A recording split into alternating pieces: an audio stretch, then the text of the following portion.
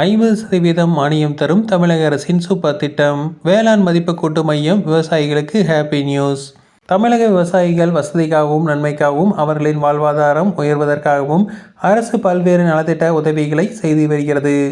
அந்த வகையில் நிலக்கடலை தோலை உரித்து தரம் பிரிக்கும் இயந்திரம், எண்ணெய் பிழிந்தெடுக்கும் செக்கு இயந்திரம், வாழை நார் பிரித்தெடுக்கும் கருவி, பாக்கு உடைக்கும் இயந்திரம் மற்றும் சூரிய கூடார உலர்த்திகள் போன்றவற்றில் விவசாய குழுக்கள் தங்களுக்கு எந்த வகை இயந்திரங்களை வழங்கும் மதிப்பு கூட்டும் இயந்திர சேவை மையங்கள் அமைத்திட 50% மானியம் பின்னேற்பு மானியமாக இதில் வழங்கப்பட இருக்கின்றன.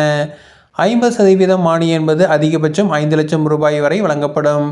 இதை தவிர ஆதிதிராவிடர் மற்றும் பழங்குடியின விவசாயிகள் குழுக்களுக்கு கூடுதலாக 20% மானியம் வழங்கப்படும்.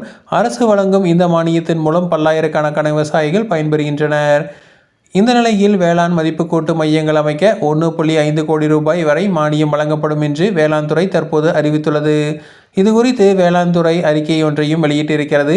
அதில் வேளாண் பொருட்களை பதப்படுத்துதல், மதிப்பு கூட்டுதல் போன்ற தொழில்களை துவங்க முன்வரும் தொழில் முனைவோர் மற்றும் நிறுவனங்களை ஊக்கப்படுத்தும் வகையில் சிறப்பு திட்டம் செயல்படுத்த அரசாணை வெளியிடப்பட்டுள்ளது. அதன்படி 10 கோடி ரூபாய் வரையிலான புதிய மதிப்பு கூட்டுதல் திட்டங்களுக்கு முதலீட்டு மானியமாக 25%, பெண்கள் தொழில் வளர்ச்சியில் பின்தங்கியுள்ள வட்டாரங்களில் துவக்கப்படும் தொழில்களுக்கு ஆதிதிராவிடர் மற்றும் பழங்குடியினருக்கு கூடுதலாக 10% என மொத்தம் 35% மானியம் வழங்கப்படும். அனைத்து பிரிவினருக்கும் 5% வட்டி மானியம் 5 ஆண்டுகளுக்கு வழங்கப்படும்.